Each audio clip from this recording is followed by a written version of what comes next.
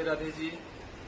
श्री कृष्ण जन्माष्टमी के पावन पर्व पर श्री श्री 108 नवचेतन कृष्ण पूजा समिति हरिपुर मधुबनी बिहार द्वारा भव्य संगीतमय श्रीमद् भागवत कथा का आयोजन हो रहा है। इस आयोजन में सूरत से देव भव्या जी मैथिलानी कथा श्रवण कराने हेतु पधार रही है। देवी भव्या जी अपनी मधुर वाणी में आप सभी ग्रामवासी को संगीतमय श्रीमद् भागवत कथा का रसास्वादन कराएगी।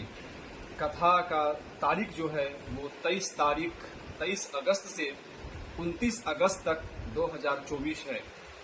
कथा स्थल स्कूल की प्रांगण डीह टोल हरिपुर मधुबनी बिहार। आप श्री से आग्रह है, निवेदन है कि इस कथा में आप श्री आकर के इस कथा का रसास्वादन करें और अपने जीवन को धन्य करें।